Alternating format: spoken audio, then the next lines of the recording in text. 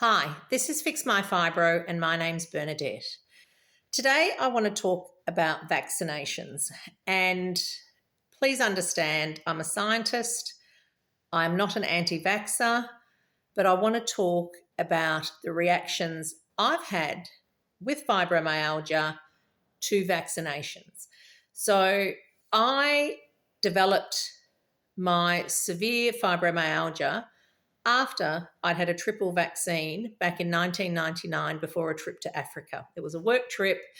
It was like, yay, we did really well. We get a free trip to Africa. Get yourselves vaccinated. I got so ill, had a severe immune response over there when I had developed a severe rash on my hand, a severe classical, what's known as an IgE reaction. Looked like cottage cheese, red and white round balls all over my hands where I'd had contact with a blanket and developed this severe reaction. When I got home from that trip, I just crashed into a heap and my fibromyalgia just got worse and worse and worse. And it was that severe onset, the severe flu-like symptoms that never get better and never recovered. I did see years later, there was a professor that came out from Canada that he was a chronic fatigue specialist, and he actually said that a lot of his patients actually develop their chronic fatigue after vaccinations.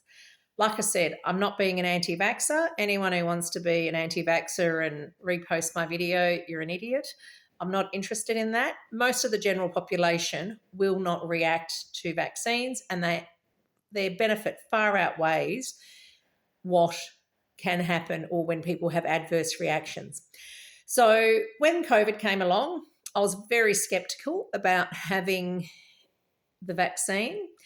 I wanted to have it because I wanted to be protected. I didn't want to die of a potential infection of COVID. So I waited to see how each of the vaccines were performing, what was happening in the population as more and more people worldwide were getting vaccinated.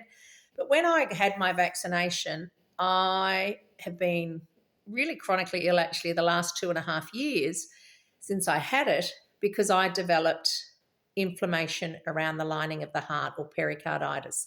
I've had persistent pericarditis for 2.5 years and nothing would settle it down. I've been on various different treatments and it's been really debilitating. So what's going on?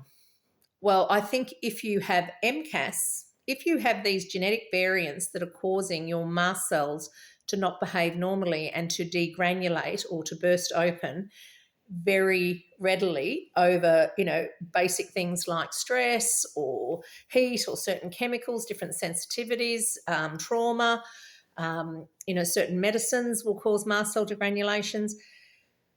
If you have this underlying disorder that's not diagnosed. Remember, we're not diagnosed with MCAS or mast cell activation syndrome. If you have that, something like a vaccine, which is challenging your immune system, and it's foreign because that's what we want. We want to generate antibodies against what we're vaccinating against, which in this instance was the spike protein in the COVID-19 molecule, so that it gives us protection so our body can then identify when we do get the infection so that we have antibodies there to actually fight the infection and we don't get severe symptoms. I had severe symptoms from it. I'm only now just recovering, and that's why I'm doing all these videos now. And you'll see from my old videos to the newer ones that I've put on weight because I just literally couldn't exercise for 2.5 years. And I've exercised all through my fibromyalgia because I was controlling the purine element and those gouty attacks.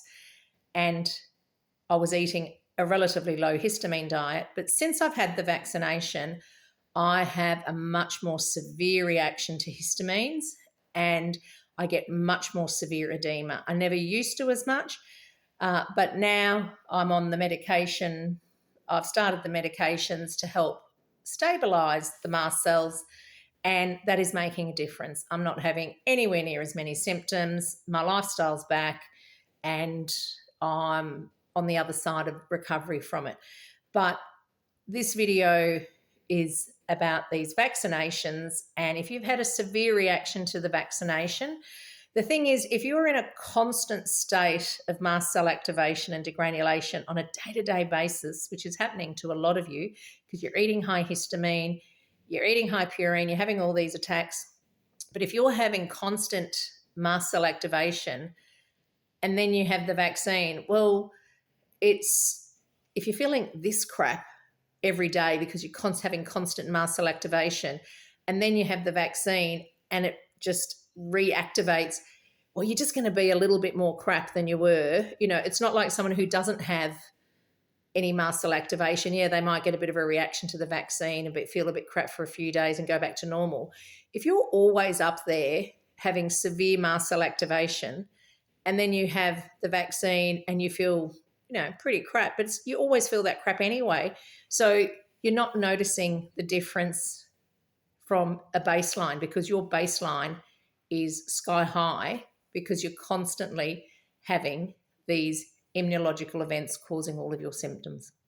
So that's my talk on vaccines.